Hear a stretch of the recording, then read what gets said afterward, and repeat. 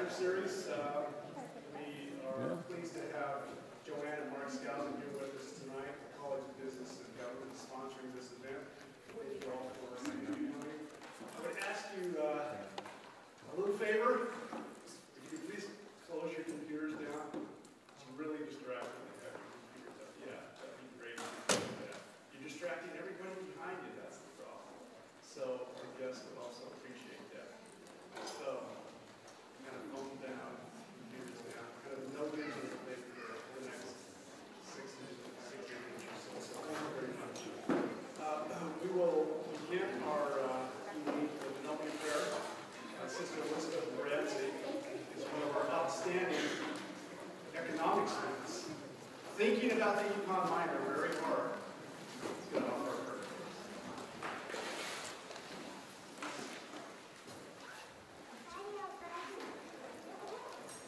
Dear gracious Heavenly Father, we're so grateful for this wonderful opportunity that we have to attend BYU Hawaii. We're grateful for our professors and their preparation to help us learn and progress in our future careers. We're especially grateful for this opportunity that we have to have this meeting and to learn from the expertise and experiences of the Skousens. We pray for thy Spirit to be with us, that we may be able to be enlightened and to be edified, that we may understand the principles that they will teach us, and that we may be able to apply it in our lives. And this is our humble prayer in the name of Jesus Christ. Amen. Amen. Thank you, Elizabeth. Okay, a couple of items. There's a roll that's passed around for econ students for my class. I need to make sure to sign that. It would be good. Also, you should have received like a little card. What we'll do is, if you have questions, go ahead and write those down. And Brother Wilson will be collecting those cards at the end, and he will be doing the Q&A for us. So as you're listening to the lecture, if a question comes to your mind, go ahead and write it down, and we'll get process up. All right. We actually have a special treat. When I heard that Mark was coming to Hawaii, we reached out to see if he might be interested in coming to our campus to speak. And he said, yeah, I would like to do that. My wife is actually with me too, so it's like, wow, we get double dinner here tonight. So we're really blessed to be able to have his wife, Sister Joanne Skousen, with him this evening.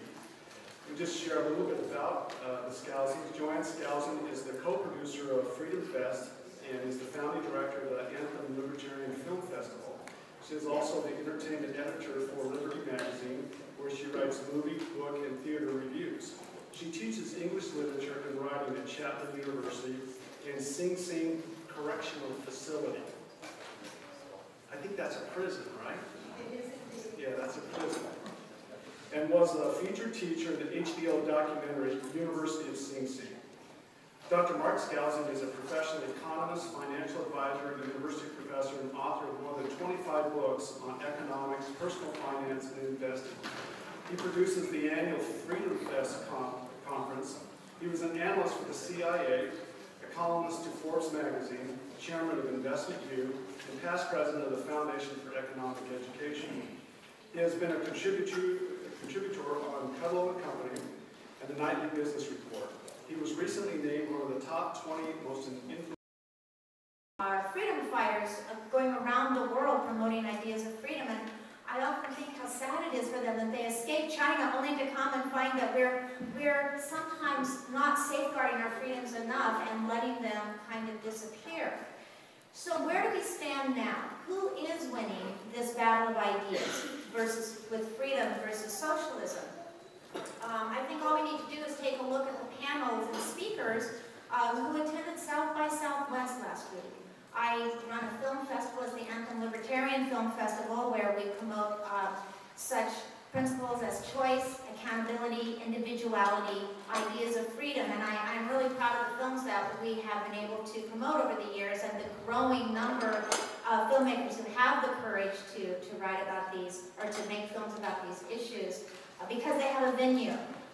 They get better and better every year. But at South by Southwest, it wasn't just movies. You know, they have a music festival, they have a science festival, they do video games, and it's really a very exciting place to go. I love to go to South by Southwest, I love the movies there.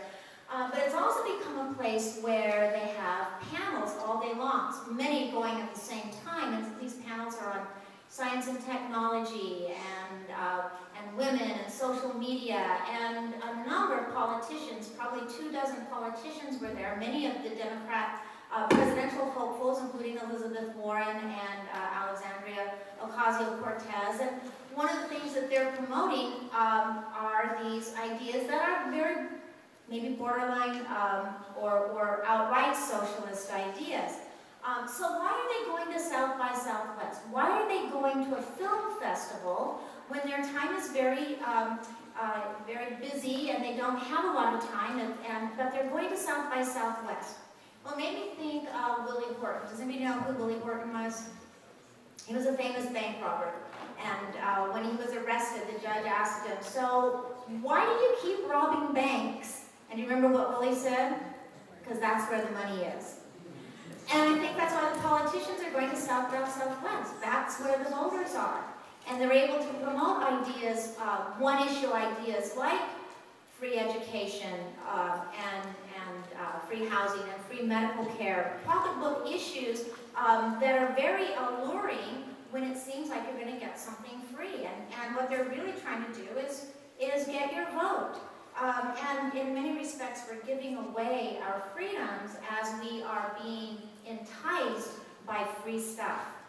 So what is freedom? Let me ask you, what does freedom mean to you? Anyone? What is freedom? How would you define it? Yes? The ability to choose yourself. The ability to? Choose. To choose, yes, the ability to choose. I love that, yes. Any other ideas of what freedom is? Do you remember what Janis Joplin said it is? Freedom's just another word for? Nothing else to do. Nothing left to lose. Nothing left to lose, yeah. Well, you know, there are two ways of looking at freedom. There's the freedom from and the freedom to. Freedom from things like want, hunger, fear, abuse, violence, coercion, freedom from. And then there's also the freedom to choose, as you suggested, the freedom to speak your mind, the freedom to choose your own religion, the freedom to associate with anyone you want to say, the freedom even to say things that are offensive, that might hurt somebody's feelings. Not that we want to do that, but we need to have the freedom to do that. Because as soon as something is called a hate crime, then our freedom is limited, and we start to lose that freedom of speech. We want freedom to associate, freedom to travel. Going back to China, do you know about China's new social credit program? Have you heard of that? They judge you by various things, what you do for a living, where you go, who you associate with, what you post on Facebook and other social media. And based on whether you're towing the party line or not, you're given credits or decredits. And if you don't have the right social credit, you're not allowed to travel. You can't buy an airplane ticket. You can't buy a train ticket. So it's really limiting your freedom to travel because your free speech has been limited there. We also need the freedom to fail. Why is the freedom to fail important? What do you think? It encourages entrepreneurship. It also shows you, it also gives you consequences to your actions. If every time you do something wrong, somebody else fixes it for you, then you never learn how to do it right. But when you have that freedom to fail, you continue to innovate, to problem solve, to figure things out, and eventually to get it right. We need the freedom to fail in order to truly succeed. And freedom truly is the right to do whatever you want to do, as long as what you do doesn't infringe upon the rights of others to do what they want to do. Basically, it's a laissez-faire, let people do as they want to do, as long as we don't infringe upon the rights of others. Does that sound like a good definition of freedom without allowing you so much freedom that you can harm others? At my film festival one time, I had a filmmaker from New Zealand, and he had a really fun narrative feature, and I put him on a panel, since it's a libertarian film festival. I had a panel on what does libertarianism mean to you, and what does freedom mean to you, and so all these These filmmakers were on the panel. And the filmmaker from New Zealand talked about the freedom that he has in New Zealand. He gets free housing, free medical care, free food, and because of that, he's free from the worry about how he's going to clothe himself, feed himself, house himself, and he said, that gives me the freedom to create, the freedom to make movies. Well, it sounded pretty good, right? You know, if everything is provided for you, we're kind of thinking about that, playing with that right now in America with the universal basic income and wondering if that's going to work. And my other panelist became apoplectic by the idea. What? You think that's a good idea? But he had a good point. To him, that was freedom. Freedom from want. Freedom from worry. But the problem with it is that it violated that rule of not harming someone else, not infringing on someone else's right. We have the right to decide what we're going to do with the fruits of our labor, with our time, with our produce. And when someone else is taking that from us, we lose some of our freedom. The thing is, socialism can only work for one generation. It works really well for one generation. We've got a lot of wealthy people in our country, lots of billionaires, lots of people who have more money than they need, right? Who's going to decide how much money you need? Is somebody else going to make that decision for you? Is Alexandria Ocasio-Cortez going to decide how much you need as she goes into her luxury apartment that doesn't have any low-income housing or affordable housing in it, and she locks that door? Who's going to make that decision? Well, it works for one generation because we have people who are producing, people who are making money, people who have surplus, and so we tax that away from them and give it to someone else. But the problem is it only works for one generation because the next generation is naturally going to say, why should I work so hard? Why should I make that much money? Because they're just going to tax it away from me, so I'll just sit back a little bit. I won't work so hard to invent something. I won't invest all of my money and my time trying to figure out and solve a problem that's going to make things better for others because I'm not going to get to enjoy the fruits of my labor. So they kind of back off, and pretty soon there just isn't enough to go around because the producers have stopped producing. I compare it a little bit to Venezuela. All you have to do is look in Venezuela. A generation ago, Venezuela was the crown of South America. It was the wealthiest country in South America. It had a great standard of living, and in one generation, we've gone to a country where the lights have gone out. They don't have power. They've eaten the zoo animals, and now they're eating their pets. They're in hospitals with no power, with no water, because there's no way to clean it. In one generation. That's pretty scary. I compare it also to people who are anti-vaxxers, and I don't want to step on any toes because maybe some of you haven't been vaccinated, but here's the problem. It worked for one generation, right? For one generation, you could choose not to vaccinate your children because everyone else had vaccinated theirs. Nobody was getting measles or mumps or whooping cough or tetanus. They were protected by the crowd. And now it's a generation later, and hundreds of little children are getting measles and whooping cough. And there was a case of tetanus up in Oregon just a couple of weeks ago. We had some dear friends who had a 6-week-old baby die from whooping cough. Why? Because they were homeschoolers, they didn't vaccinate, they took their older children to the library where they played with other homeschoolers who hadn't vaccinated. Their older son ended up with whooping cough, brought it home, and the baby died from whooping cough. That's so sad. It didn't need to happen. So it only works for one generation, and that's what we're seeing with socialism. It only works for one generation. The thing is, wealth is only created by under freedom. It can only be created under freedom and under capitalism. That's how we make the pie bigger. The mercantilists believed that there was only a finite amount of goods and services, and that the only way that I could become richer would be by taking it from you. So they went out and they plundered the world taking. What they didn't understand is that you can make that pie bigger, and we can do that under capitalism by adding innovation, labor, and invention, and turning raw resources into something bigger, better, more valuable, and creating jobs along the way. Under socialism, redistributionist kind of economy, you can't make the pie bigger. You only have what's already there. And that seems like common sense, but common sense isn't so common anymore. I teach English literature, and sometimes one of the classes I teach is mythology and Bible lit. And we talk about some Aesop's fables and some of the folk tales and fairy tales and so forth. And there are two folk tales, one Aesop's fable and one fairy tale, that used to be a staple that everyone taught their kids. One is the ant and the grasshopper, and the other is the little red hen. How many of you know the story of the ant and the grasshopper?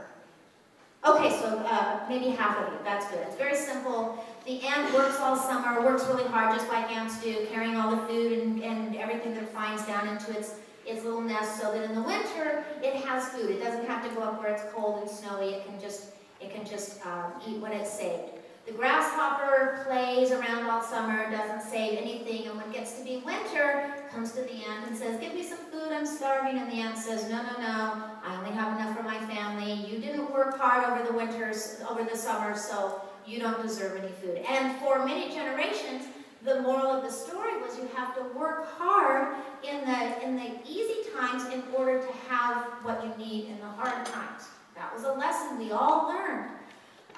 When I tell my students, when we study that story now, they don't get it. They really don't get it. They feel very uncomfortable that the ant isn't willing to share with the grasshopper. The story of the little red hen is similar to it. The little red hen finds a piece of corn. Of course, it's a metaphor, so the corn represents quite a bit more corn. She takes this little kernel and she wants to plant it, capital. She doesn't eat it right now. She saves it for the future, invests it by planting it in the ground. And she goes to all the barnyard animals and asks, "Who will help me plant this corn?" "Not I," said the pig, "not I," said the dog, "not I," said the cat, etc. And so she says, "Then I'll do it myself." And she does. And this goes through the watering, the weeding, the harvesting, taking it to the mill, grinding it. Every time she says, "Who will help me do this?" And they all say, "Not I, not I, not I." And she says, "Then I'll do it myself." Finally, she bakes the bread.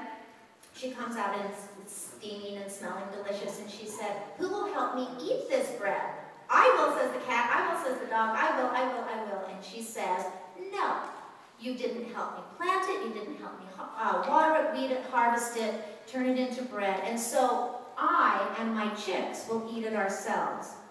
Common sense, a great example, a story of how you need to work hard and participate and contribute in order to share with the proceeds. But my students just don't like that story. They just don't buy it. No, no, no, she has to share. What I like about it is that she does share.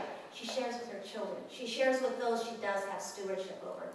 So I think we are kind of selling ourselves short today. We're giving away essential freedom in order to gain a little bit of security, as Benjamin Franklin warned. And so I'm concerned. I'm concerned that freedom is not understood as well, particularly the freedom of speech, because freedom of speech controls everything else. If we don't have freedom of speech, we don't have the ability to speak out against any kind of encroachment on our freedoms. I don't know if you have heard of Nazreen Sadote. She's an Iranian attorney who was recently sentenced to 38 years in prison and 148 lashes because she spoke out against having to wear the hijab. That's a free speech issue, and she's been incarcerated for 38 years for speaking her mind. That's appalling. We need to be outraged by that. We need to be outraged by that a lot more than just getting our feelings hurt. So I hope that all of you will think about those freedoms. Be willing to speak up and speak out when you see something that doesn't make sense. Ask yourself, would I have been an abolitionist, or would I have gone along with the law, with what everybody else was saying? Would I have been a revolutionary in 1776, or would I have gone along with the law and what everybody else was saying? Would I have had the courage to speak out to change bad laws?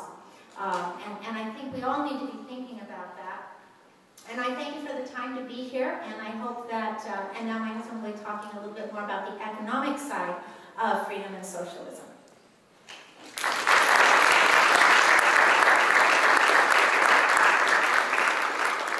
Let me turn this on. I'm used to, as a professor, of walking up and down, talking to the students. So I thought I would do that. And my wife bought this Panama hat for me. It's kind of an Hawaiian hat.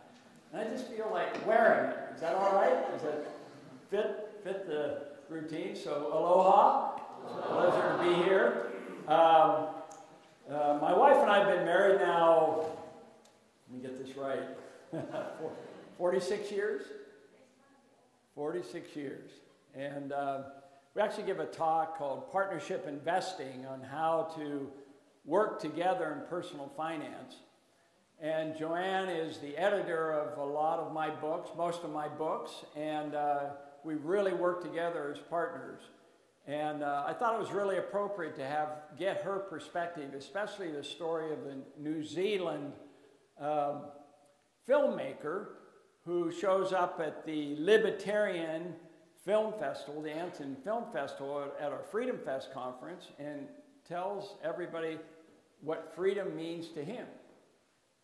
And there was a political scientist and philosopher, Isaiah Berlin, who in 1953 wrote a famous article on the two ways of liberty or of freedom, the two meanings of freedom. And one is freedom from, and the other is freedom to. One's a positive form of freedom, the other's a negative. And the negative is the one that you and I are used to in the Constitution with the Bill of Rights, freedom to speak, freedom of assembly, freedom of religion, freedom to bear arms, freedom to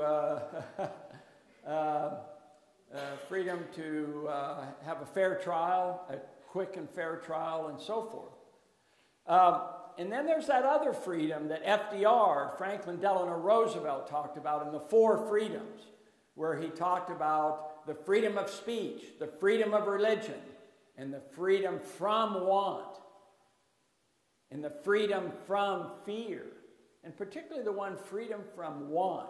You see, the young filmmaker from New Zealand, for him, freedom was freedom from want, so that he could pursue his dream of being a filmmaker.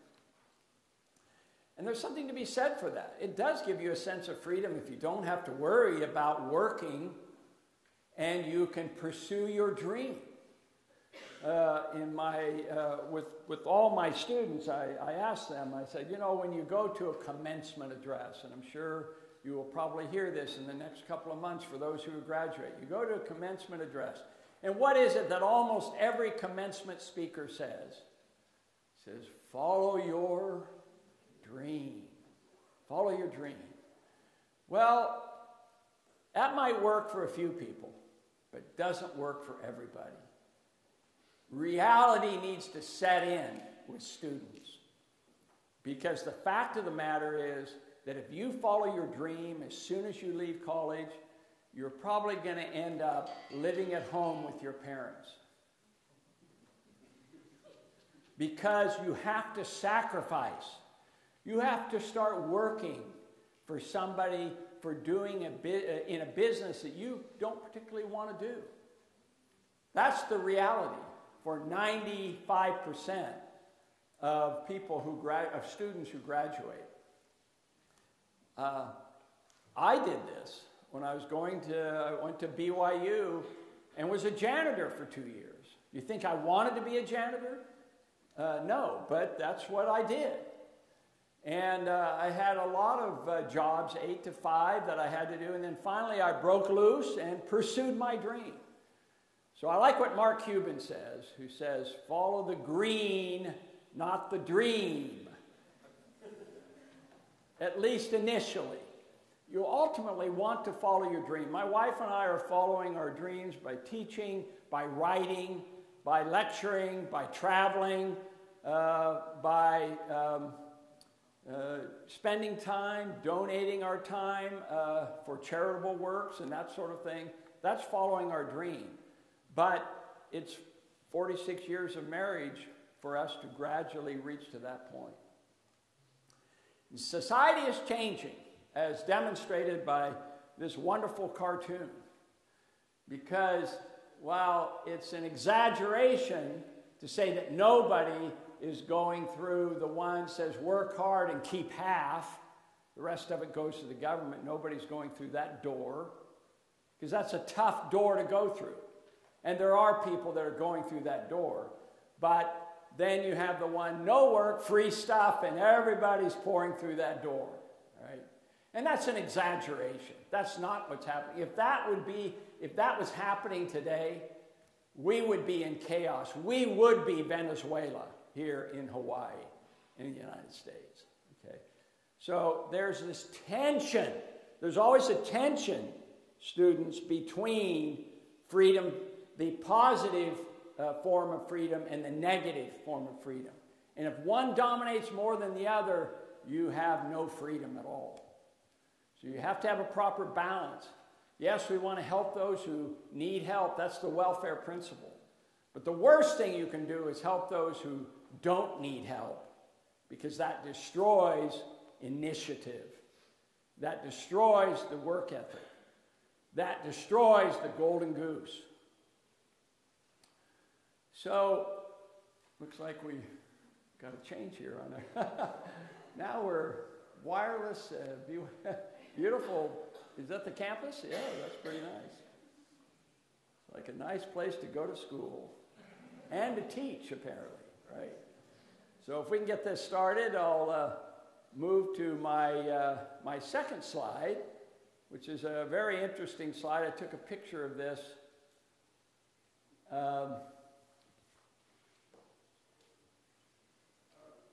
While you're setting that up, I will tell you my favorite story of my encounter with a Marxist economist, a Marxist professor. And when I taught at Rollins College in Florida, my wife and I taught there for a number of years. That's where our children grew up, in Winter Park, Florida, near Orlando. At Rollins College, they had a diverse group of faculty teaching economics, and one of them was a avowed Marxist, socialist. Not a communist, because he was not a follower of Stalin and Lenin and Pol Pot and Chavez, those type of things. But the Marxists, Karl Marx, Frederick Engels, Che Guevara, people like that. When you walked into his office, you could tell he was a Marxist because he had a poster of Karl Marx and a poster of Che Guevara. For some reason, Lenin and Stalin did not appear. But anyway, so he had taught there for many years, and I walked into his office, and I said, Eric, his name was Eric Schutz, I said, Eric, your longtime friend, I'd like to give you a present. I want to present to you this silver dollar, this Morgan silver dollar, if you can identify the year this coin was minted. So I handed him the coin. He looked at it, and he saw the date, 1883. And he says, oh, that's easy. Karl Marx was born in 1883. Karl Marx. And I said, that's right. Don't ever forget it. He's dead. I said it a little wrong. 1883 is the year Karl Marx died, not when he was born, when he died. So that's when I said, don't ever forget it. He's dead. But he had a great comeback. You know what his comeback was? That's right. Karl Marx is dead. But I'm alive and I'm teaching your students. So socialism has become a modern thing today. I think it's starting here. He's got it set up.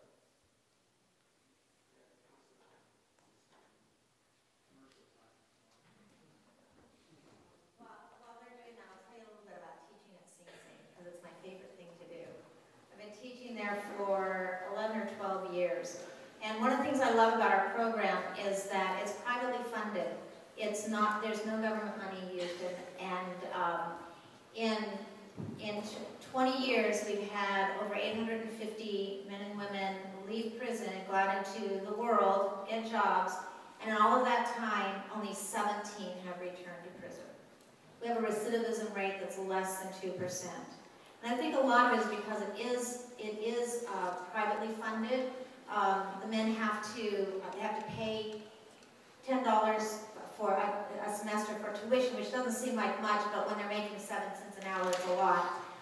They have to remain ticket-free for 2 years. That means they can't have any disciplinary problems. We have a waiting list of 3 years, and they love their education. It's their oasis in the middle of this long sea of tedium, and they're such great students. I remember walking in one time, my first semester, and 2 guys were arguing in the back of the room, and I thought, oh my gosh, this is it. I need to go get a guard. They're going to start fighting. And then I listened and I realized what they were fighting about. They were arguing over whether Walter Lee Younger in A Raisin in the Sun was the protagonist or the antagonist in the play. My heart skipped a beat.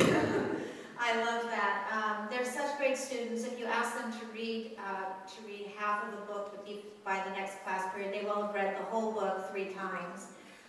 They write wonderful essays, and they really want to live because they know that one of the reasons that they're in prison is because they didn't take advantage of their education. Part of that is because they often live in areas where public schools are not very good, and they're very smart and they get bored very easily. And they end up getting involved in things where often in the drug trade, often someone ends up dead, and they end up in prison for 30 years to life. But they're the best students I've ever known, and I love teaching them, and they're very, people ask me if I've ever been afraid, and that's the last thing I would ever feel out there. I feel very protected by them, that if anything did happen, they would protect me with their lives. And so I started teaching there, and Mark came along, and he started teaching as well. So I teach 4 or 5 different English classes, so I see them a lot, and he teaches economics, so he sees them maybe once a semester, but it's a great experience. And the one thing that I want people to know from it and to get from it is that people change. They really do change. Often when they've committed these crimes, it happens when they're 18, 19, 20, 21 years old. They spend 30 years in prison. They come out and they're not the same people they were when they went in. And to give people a second chance, to give them the opportunity to get a job. Don't be afraid to hire someone who has a record, but give them that chance because they have changed. And it's changed my life. I love teaching them. Are we ready? Is that? No, but I can follow up on that with, so I teach economics to these inmates, and and a lot of them are attracted to socialism, just like many young people are today. There was a survey recently shown that over 50% of students thought that socialism was a good system that we should adopt in the United States. So I write on the board a statement that actually comes from Karl Marx, but I don't say who it comes from, so I don't want to taint them. I don't want to change their, that can distort whether they're for or against it. So here's the statement. That the statement is that nothing, the phrase is, I'm trying to think of the phrase, from each, yeah, okay. It's from each according to his abilities, to each according to his needs. Yes, from each according to his ability, to each according to his needs. So I write this on the board, and I've tried it among many students. And how many, just by a show of hands, how many think that sounds like an attractive approach to society or a community? From each according to his ability, to each according to his needs. How many would think that sounds like a reasonable perspective? It's kind of what you do in a church or any kind of charitable organization. You contribute voluntarily, and you help those who need it. So this is a perspective that we use to analyze as economists. I say, put your economics cap on, and let's analyze what this statement means. So the first thing I ask is, needs. What are your needs? So it's pretty basic for the inmates in prison, so it's not a very good example. What are your needs? So it's better to do this to my California students at Chapman. So I said, what's your minimum income that you need in order to enjoy life in California? I said, how about 50 grand? No, they're all shaking their heads. That's not enough. This is Chapman. Yeah, this is Chapman. These are students of upper middle class, so they're used to a pretty high standard of living. So we came up with 60,000. They said, well, yeah, we can make it on 60,000. I said, so what happens under this system if you earn more than $60,000?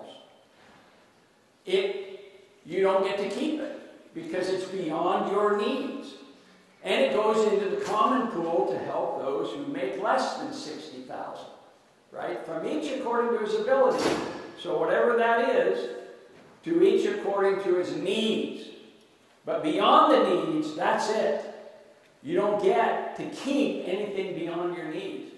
So what does that amount to in terms of a tax rate? What is the tax rate for people who earn more than $60,000 a year? The marginal tax rate. It's 100%.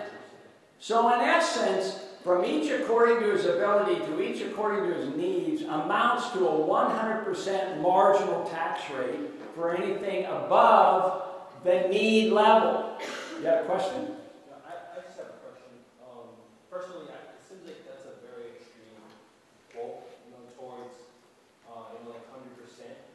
Is there like a realistic quote that, that relates to what's really going on with how they deal with tax rates? That was realistic under FDR. Well, yeah, he actually... it was 98%. In 1942, FDR actually proposed to Congress a 100% tax rate for anything more than $25,000 a year. Back then, $25,000 was a lot of money in 1942. 100%. But the point is that 100% marginal tax rate is not unrealistic historically. It went up to 98% in the UK during this time, during the 1950s and 1960s. So even Alexandria Ocasio-Cortez, who I call Castro Light, is advocating a 70% tax rate. But the point I want to make here is twofold. One is you're imposing a 100% marginal tax rate above whatever your needs is. All right, so does that encourage or discourage entrepreneurship? Strongly discourage it. I want to emphasize the term incentives. How does this concept affect incentives? And then let's look at the person who earns less than $60,000, less than what you need. This society also is very generous, and if you earn less than $60,000, the difference is made up in terms of a subsidy, because everybody is to get whatever their need is. So they're all going to get $60,000 a year. So for someone who earns $30,000, it's going to be bumped up to $60,000. That's their need. So what does that do for incentives for people to work harder who are only earning $30,000 a year? The point I'm making is it's a very strong disincentive that's at work here. And that's the problem with a society where you impose very high tax rates. So it's a real eye-opener for my students, because afterwards then I say, okay, by show of hands, how many like this society based on this principle? And all not a single hand goes up. And that's powerful. That shows you the impact that professors have. I give a whole class on Say's law, supply creates demand. So I write up on the board Say's law, supply creates demand. And then on the other side I write Keynes's law, demand creates supply. And I ask the students which way it is. And most students go for the Keynes law. Demand creates supply. That makes more common sense to them.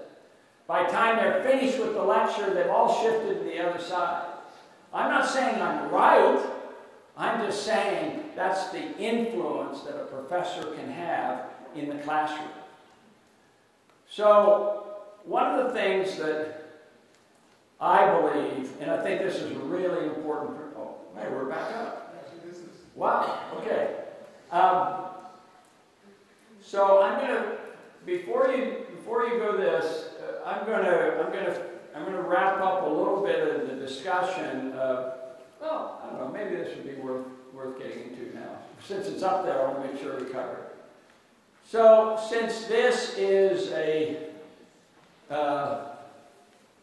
we're all members of the church, pretty much, members of the restored church of Jesus Christ, the founding by Joseph Smith.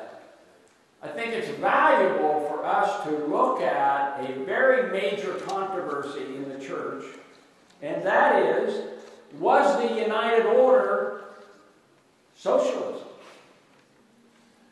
And as a matter of fact, if you show the next slide, at a major institution, church institution, there's a poster. And this poster identifies utopian socialists. This is a poster of the major economic thinkers from Adam Smith to the present day. So it includes Karl Marx, John Maynard Keynes, Adam Smith, Milton Friedman, Mises and Hayek, the Austrian economists. Some of these names may sound familiar. If you take an economics course from Professor Pooley, I'm sure you will encounter some of these names. There's Milton Friedman down there, there's the Keynesians and so forth. Anyway, there's a subject there, it is utopian. I took a picture of this poster. And under utopian socialists, they have Robert Owen, we have Saint-Simon, the Frenchman, and look at this, Joseph Smith Jr. Identified as a utopian socialist. Now, how many would agree with this? By a show of hands, how many think Joseph Smith was a utopian socialist? 1, 2, 3, okay, a few people. Well, apparently one of the professors there who worked up this poster came to that conclusion also. So, I was shocked. I've made a major research. I've spent years reading the stories about the United Orders of Joseph Smith and Brigham Young to determine if this is true or not, because it is a source of a lot of confusion. Next slide. So you can see by these scriptures from the Doctrine and Covenants and the Pearl of Great Price, there is this discussion that many socialists talk about. From Moses, and the Lord called his people Zion because they were of one heart and one mind and dwelt in righteousness, and there was no poor among them. Doctrine and Covenants 49, but it is not given that one man should possess that which is above another, wherefore the world lieth in sin. Doesn't that suggest equality of income? For if ye are not equal in earthly things, ye cannot be equal in obtaining heavenly things. Section 78. So these are examples of scriptures, latter-day scriptures, that give the impression that maybe we need a society that's communal, which is what the socialists advocate. All things in common. Is that not what was talked about in the New Testament in Acts chapter 2, where members of the church had all things in common? The Book of Mormon has several references to all people having all things in common. Next slide. However, here are some statements where in the history of the church, this is all in the early 1840s in Nauvoo, Joseph Smith himself said, I attended a second lecture on socialism by Mr. Finch, and after he got through, I made a few remarks. I said, I did not believe the doctrine. Well, unfortunately, sadly, he didn't give us any details. You know, it's reading somebody's diary and they say, well, I preached on a subject, I don't believe the doctrine, but wouldn't it be nice to have the lecture itself, what he actually said, his comments? But we don't, so we're not sure. Another quote, a little bit later, I preached on the stand after this man, Mr. Finch, came to Nauvoo and preached on socialism. It got the attention of the prophet.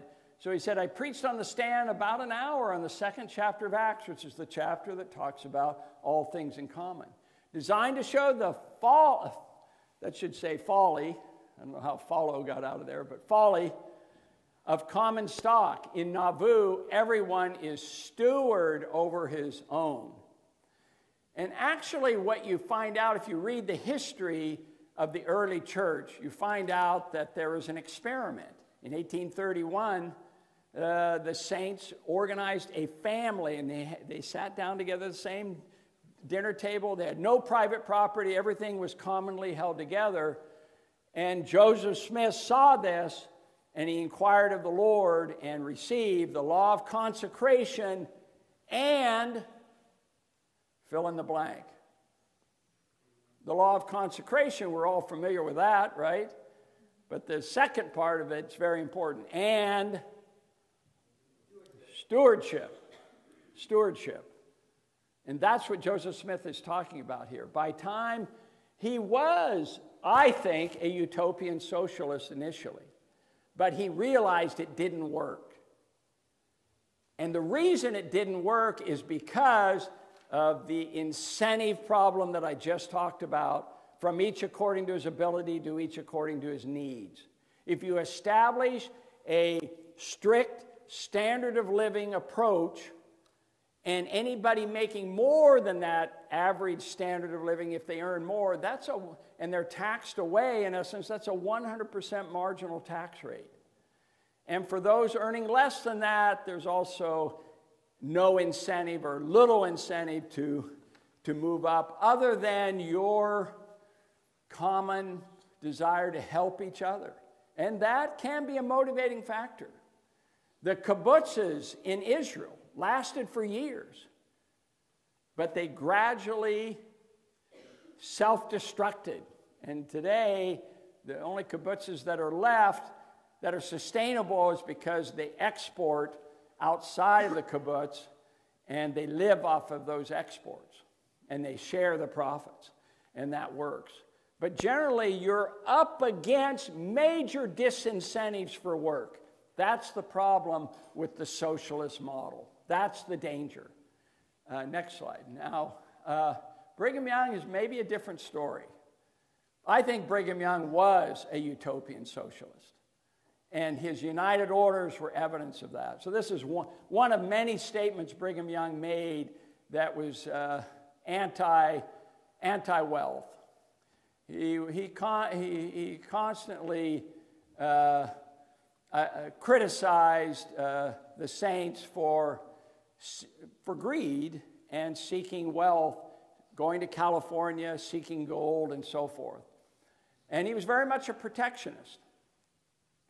So this is just one quote. The next slide, this is just a summary of the United Order of Eunuchs that were created. There were over 200 of them created from 1874 to 1900. You may have heard of Orderville. That's one of the more famous ones. All of them failed. All of them, without exception, failed.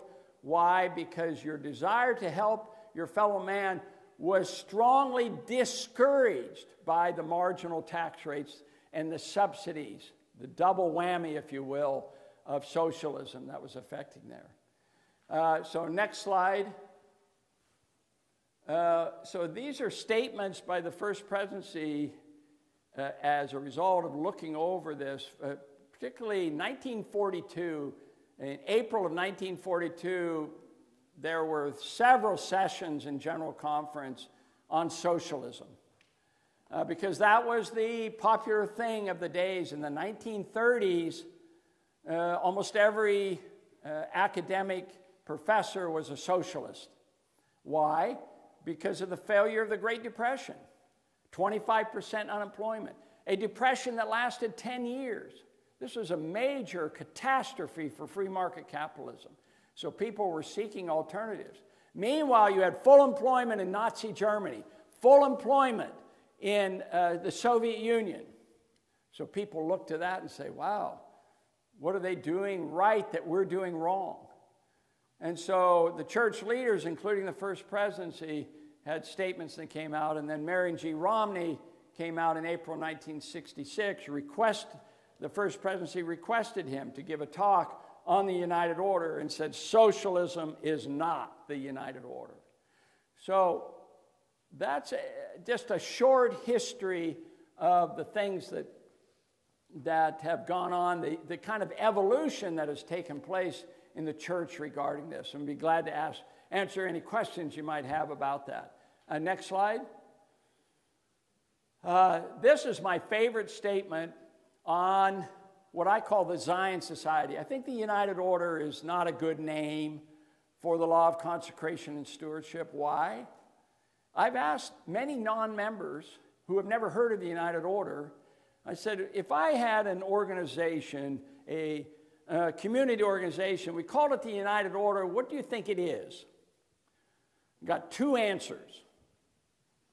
The army, it's the army, and it's prison. Because in the term United Order, there's no reference to freedom of choice. You have to all agree, that's what united means, and you have to have order. That's the army. That's prison life. So I don't think it's a good word to use. I like the term Zion Society. I think that's a much better term if we're going to adopt this. Anyway, Joseph Fielding Smith has this great quote. In the Lord's plan, the inalienable rights, look at that. Inalienable rights of the individual. What does that sound like? That's the Constitution and the Declaration of Independence. Are strictly and jealously protected. That sounds like the Bill of Rights. What he does voluntarily, not by force. No, it's persuasion, not force. His stewardship is given into his own hands and is of his own choice. His wants are carefully guarded, and he is at liberty to surround himself with such comforts and conveniences as suits his fancy. His work is entirely voluntary. What he does is based on the love of his fellow man. And that's really what the church is today. President Kimball often said, there's no force in the gospel. There's no force in the gospel. Next slide. How are we doing on time here? I think, well, there's the quote from Karl Marx. We've already talked about that. I'll wrap up here. Next slide. So what I'm proposing, how do you get rid of a bad idea? Democratic socialism, as appealing as it sounds, is a bad idea. I tried to make that case because it destroys incentives. So what are you going to replace it in? You cannot replace a bad idea unless you have a better idea to replace it. And what is that idea? Democratic capitalism. As Michael Novak, the late Michael Novak said. Next slide. So how can we restore the American dream without resorting to socialism, is my question. Next slide. So that is democratic capitalism. That's what I'm advocating. And what do I mean by that? Next slide. So this is the Henry Ford $5 a day story, which I tell all my students. The $5 a day story in 1914, what happened? In 1914, Henry Ford's Ford Motor Company made a record $30 million in profits. And so Henry Ford called his board together and said, what are we going to do with these $30 million? And he had three choices. Number one is retained earnings.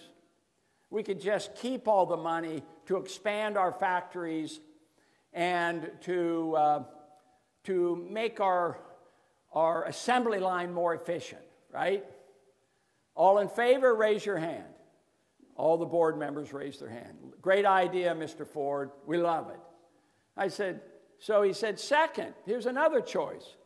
How about paying a dividend to all our long-suffering investors who bought the stock in our company? We've never paid a dividend.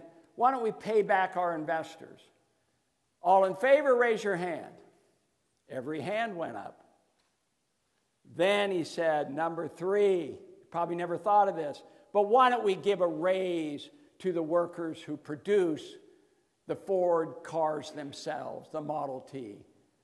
How about that? They work hard 10 hours a day. They're putting these cars together.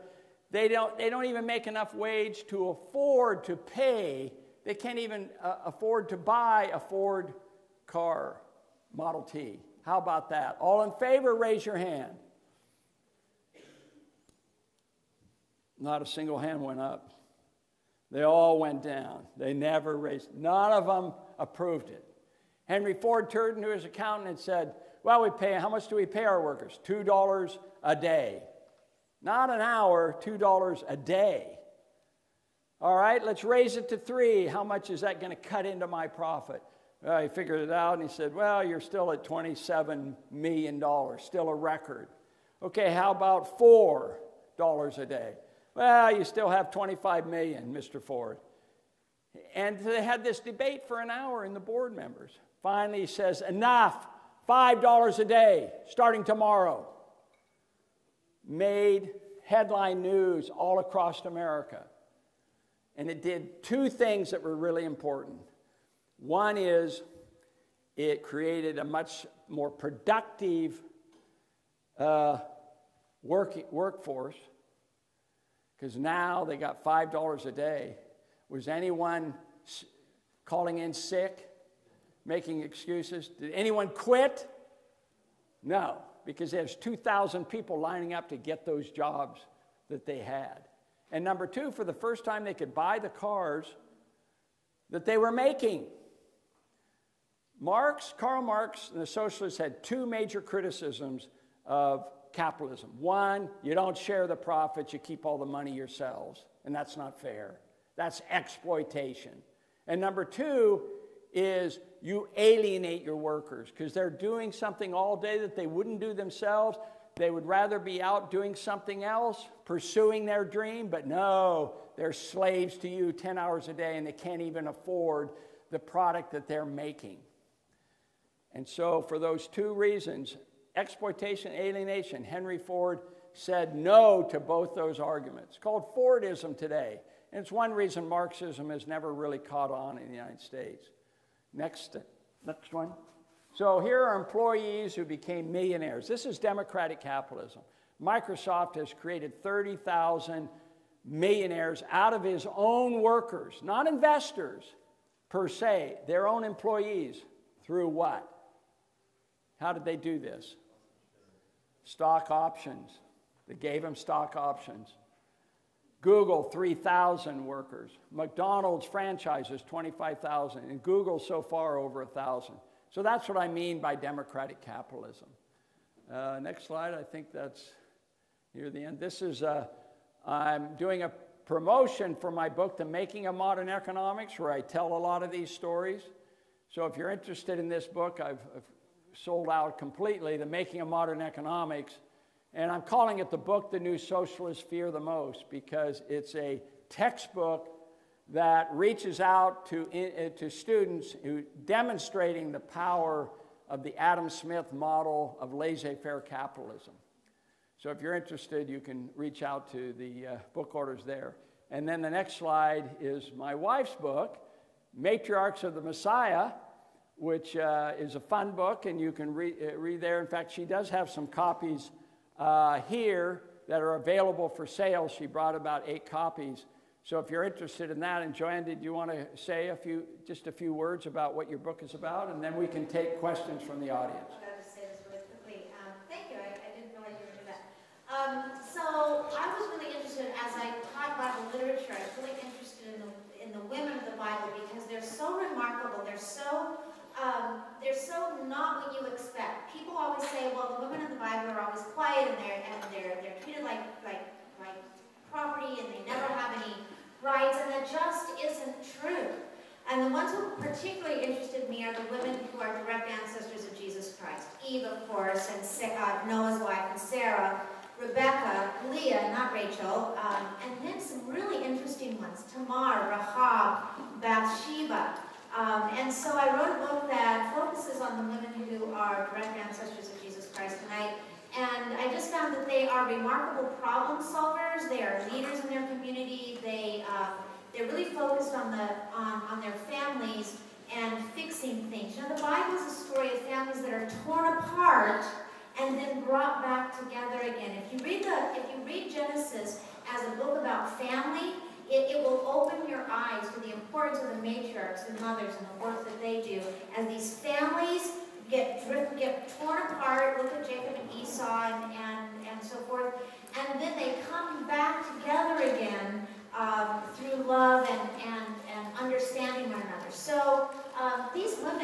saviors. They were, the word in the Bible that we use, a helpmeet. In Hebrew, it is ezer kenegdo, and it means a savior equal to the task, and that's what women are. So if you're interested in it, I do have some copies, and we'll go ahead and answer some questions about freedom and socialism. Yeah. In fact, I think you're going to... Okay. Yeah. Well, thank you very much.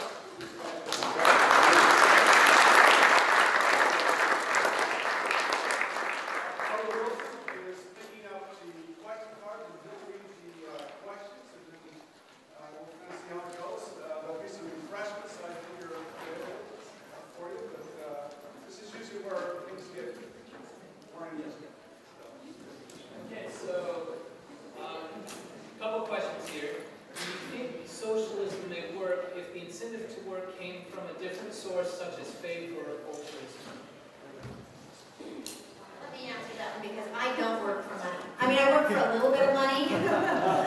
I get $2,000 for teaching a class at Sing Sing. I don't work for money.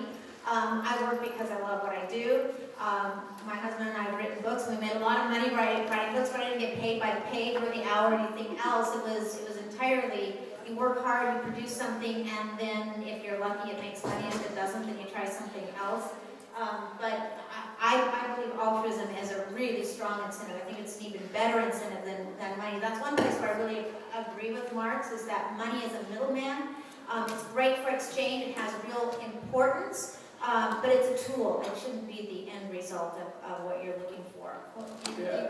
The only other thing I would add, and I think this is really important, so you have this virtue of reaching out and acting charitably and all these other good reasons that are non-monetary. But the system works against you. It's constantly discouraging you by saying you will not receive the fruits of your labor, or you're only going to get a small part of the fruits of your labor if you follow this route. And so it's constantly gnawing. This is why the kibbutzes eventually collapsed. They didn't immediately. The first generation was great. Then their children came along and said, do I really want to live here my entire life and not get compensated for the work that I do? No, young people left the kibbutzes. They had had enough. Even though the first and second generations were saying, we love you, we do this only for non-monetary purposes. There's a constant discouragement of that system when you develop it, as opposed to the model that we have today, the democratic capitalist system, so that everyone can achieve their dream and then voluntarily set aside time to volunteer and give money to good causes. That's the approach that I think is a better one. So, several good questions here. Obviously, we have a very diverse international student body here that come from countries that practice a lot of these socialistic principles.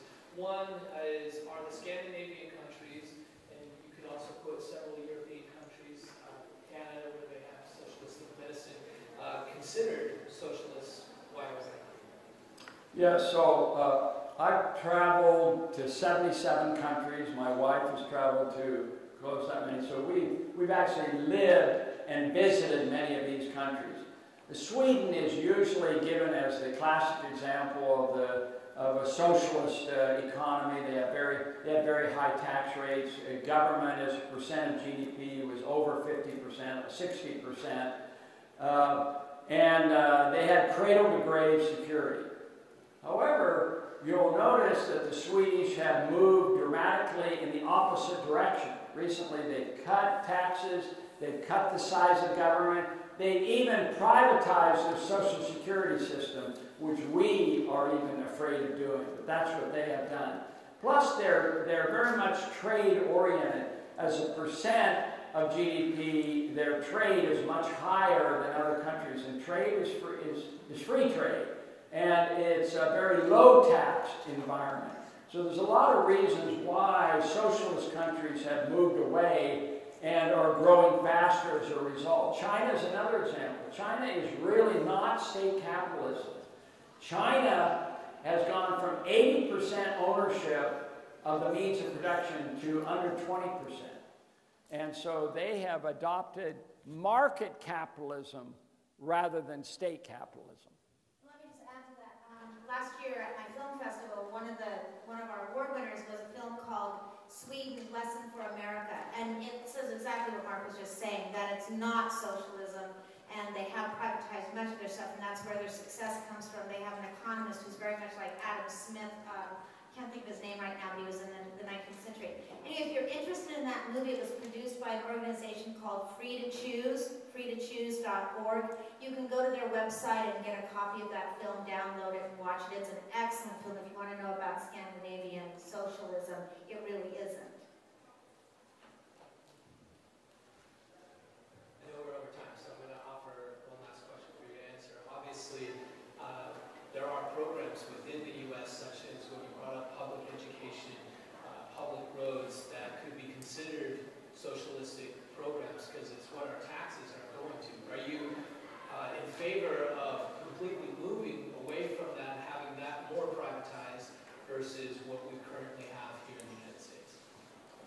So, and my view on that is that we can adopt a lot of market principles, economic principles, to make public projects, public roads, public education. I'm not advocating anarchy. What I'm advocating is applying the principles of economics to these various sectors. So outsourcing is a great example where public enterprises can really cut their costs. And many public enterprises are doing that. In education, we can have school choice so that competition improves our public schools.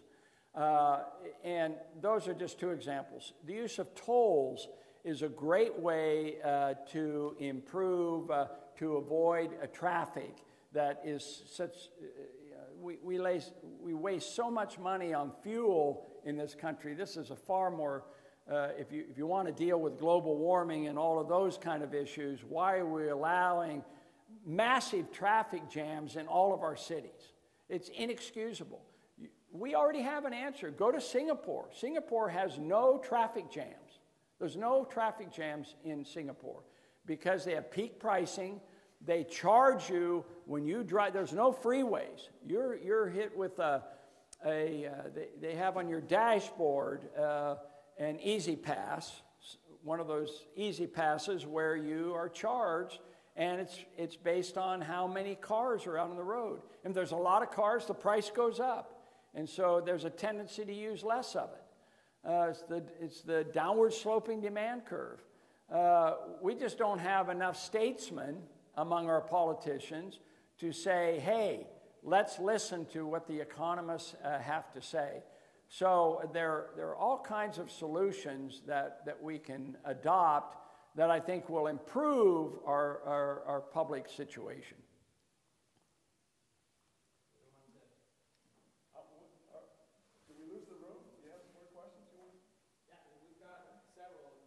Okay. Yeah, sure. So, dealing with socialistic medicine, how do we curb with the greed that comes with companies such as what we're seeing with pharmaceuticals, where they're overcharging on insulin and they're putting a price on life? Okay, right. Well, for one thing, we're giving them a monopoly, and so we need to allow competition so that prices can fluctuate. We're moving closer and closer to a single-payer medicine, and that's going to be a disaster for us. If you think about the medicine or the surgeries that are done that are completely paid for by the user, not by a middleman. Think of LASIK eye surgery and cosmetic surgery. The price for those two kinds of surgery has plummeted from what it used to be. And the reason is because the user's paying for it, and there's competition. And so the price continues to go down. So I think we need to go back to more user pays, go back to insurance being for catastrophic problems and not just every day I've got a cold, I need to go to the doctor, I want my insurance to pay for it. Those two things can really bring our cost of health care down. Yeah, the whole problem of third party, this is your problem. It's a violation of the accountability principle, where the user pays, and when the user doesn't pay, and you have a third party paying for your medicine, for your schooling, what happens to those costs and those prices? If you identify the two areas where costs have gone through the roof, Medicare, medical expenses, and education, in both cases, third parties are paying more and more of the tuition or through student loans and so forth.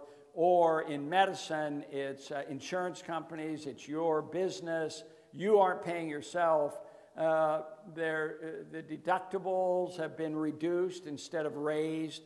A lot of people misunderstand what insurance is all about. Insurance is supposed to pay just for catastrophic, not for daily expenses of going to the doctor for a routine checkup or to go to the dentist. It's a classic example why dentistry, the cost of going to a dentist for a cleaning has gone through the roof.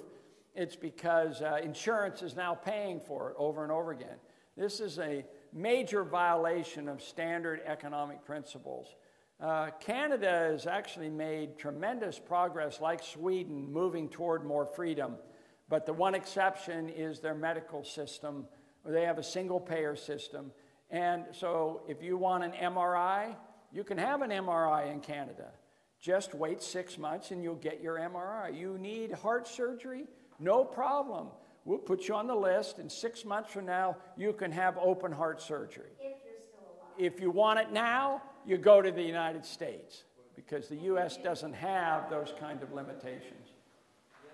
I'm from Canada, and the one thing that they could use in Alberta right now is a private hospital. So whoever comes up with the money to put a private hospital there, what's happened is they take the specialists, the OR time in all of the provincially run hospitals are held down because of the unions, and no one will work after 10 o'clock at night. There are surgeons that would be happy to perform operations 24/7, but because of the unions, they can't, so OR time has been shrunk. So if you have a private hospital, which there's no law against that, then you would be able to go and have surgeries 24/7. People would travel from all over Canada to go to that one private hospital, because now they can get what they want, when they want, and it's probably going to be cheaper than going to Kalispell, Montana.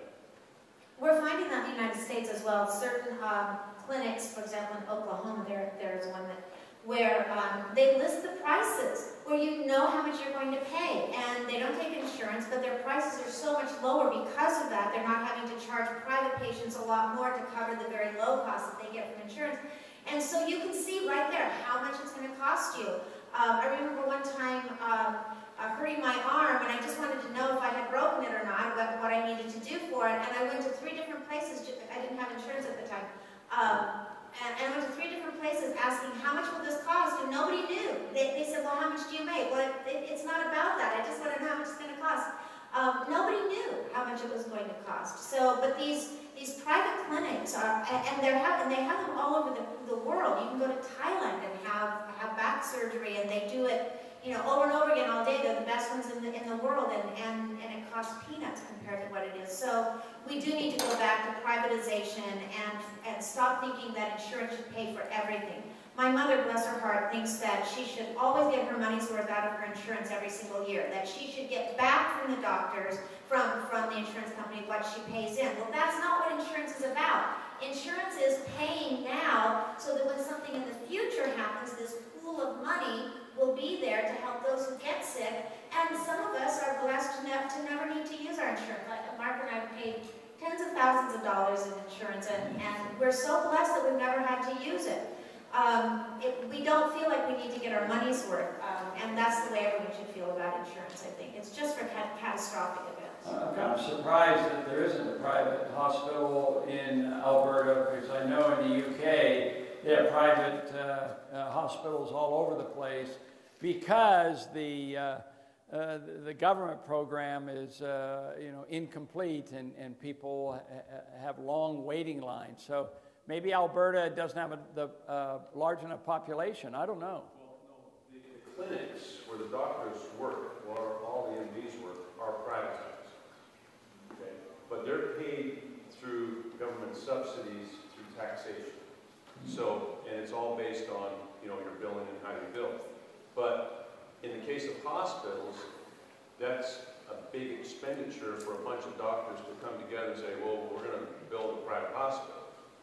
So they rely on the provincial government to fund those. And the provincial government's only going to fund an Alberta health system hospital, not a private hospital. Yeah, it does sound different from the UK system, which private hospitals and wealthy clients go there, patients go there and they pay for it, or their own insurance pays for it, and it's totally separate from the government. Sounds like an entrepreneur opportunity for my entrepreneur students. So I think this one fundamentally gets at the core of socialism versus capitalism. And in your opinion, what is the best way to help the poor? Since obviously that is kind of what this argument is digging at. Yeah, so I'm an advocate, as I said, democratic capitalism is my model. And there's a great book out called Conscious Capitalism by John Mackey. He's the CEO of Whole Foods Markets. We put on a conference every year called Freedom Fest, where we have the Anthem Film Festival, and John Mackey is one of our co-ambassadors, and he's, matter of fact, going to be there this July at our conference. He's there all 3 days. There's a chance to meet the author of this new model of capitalism, which he calls the stakeholder model, where you work to, you use your profits to improve the workers and the investors and the suppliers and the community, and he has a model that he's adopted with Whole Foods to do that. So here's the key, in my opinion. And it's a form of trickle-down economics, if you will, if you want to use that term. And that is the key to success, the key to prosperity are highly profitable businesses in a competitive environment. This is the Adam Smith model, okay? And he argued that you can see a society go from the lowest barbarism to the highest level of opulence. And all you need from that is a vibrant private sector. So this means you want companies that are creating new jobs, creating new products, and they're making a lot of money doing that. Now, why do I say that, making a lot of money? Because studies show that companies that make a lot of money pay their workers more than the average. And this is the #1 lesson I teach all my students. I say, if you remember one thing taking my entire semester, just remember when you're out there looking for a job after you graduate, look for companies that have above average profits, because if you work for that company, you're going to get a raise. You're going to get a raise without even asking for a raise. But if you work for companies that are razor thin in profits or are losing money, they're thinking of reasons to lay you off. So expand that beyond just one company. And if every company is now making more money, this means the Henry Ford $5 a day model is going to be applying all around. And you're going to see wages going up, benefits going up, and especially for the poor. The poor are going to be hired. But the second one is training. You've got to have education. You have to have training. This is what improving our education system is vital, because without it, if you are unemployed, if you're a high school dropout, if you don't have the skills in today's market, you're not going to be working. You're going to be unemployed. Let me say something that may be counterintuitive, because we always have to worry about the unintended consequences of doing good. And in the 1960s, we came up with the Great Society. We expanded welfare, we expanded food stamps and other ways of helping the poor, Medicaid, and so forth. But the safety net became a dragnet. And in New York, I've ministered in Yonkers for many years, helping people who are not just poor, but living on welfare. They live in Section 8 housing, they're on Medicaid, they're on food stamps. And they have no way to get out of it. It's become a dragnet because it takes you years to get on the waiting list to get your Section 8 housing. It takes you several months to get your Medicaid going. It takes several weeks to get your food stamps.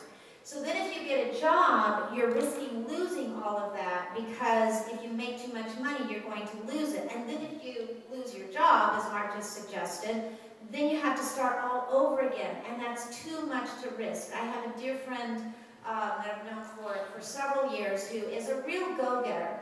But she ended up on welfare through problems that you don't need to know about. The thing is, recently she started working for a woman helping her with her husband, getting money in cash because that's what she could keep. Then she was able to get many more hours at a higher wage, and she couldn't do it because she couldn't afford to lose her Section 8 housing, her Medicaid, and her food stamps. We need to have a system that is a hand up and that doesn't penalize people when they start getting a minimum wage job that could lead to a better job and they turn it down because they're so afraid of losing that little bit of security. So public policy, we need to change our welfare system so that it does incentivize people and allow them to keep the money that they earn so that they will have that incentive to work. Yes? That's a question. Well, first of all, thank you so much for such a good presentation. I really enjoyed it. I'm just asking because I'm very interested in things like this. What would be you guys' recommendation or help? Because I've noticed that a lot of millennials or a lot of people our generation enjoy this socialist kind of movement. How do we, like, it's nice to say because we're in a very nice conservative surrounding here in BYU, Hawaii. But when you go out, you're going to be outnumbered.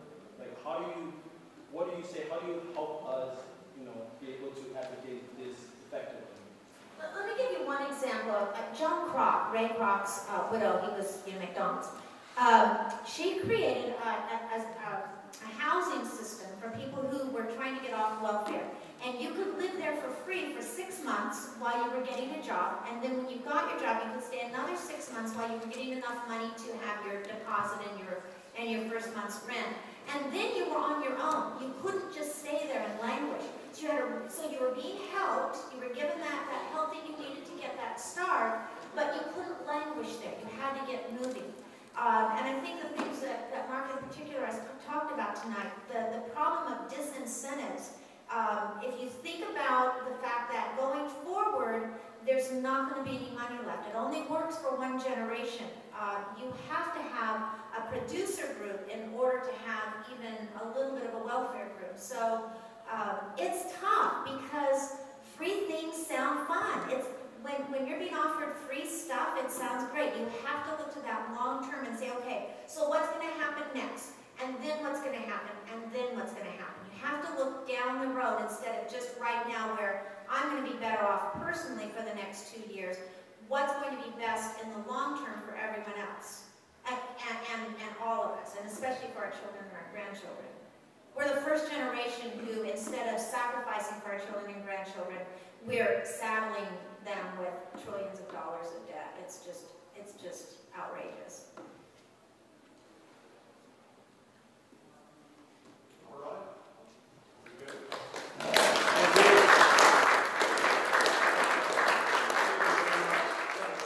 Mark and Joanne, look, we host these events. You probably didn't agree with everything they said, right? Is that right? I don't think I did. But the point is we come together, we listen to somebody's ideas, and then we think about what they've said. If we don't agree, we can't just say, I don't agree. We have to think about why we don't agree. This place is about why. Why? And I hope that's what stimulated you here tonight, is listen to somebody's perspective, think about what they've said. Do I agree with that, or do I disagree with it, and why? So thank you once again for coming. We've got some refreshments out there. So thank you.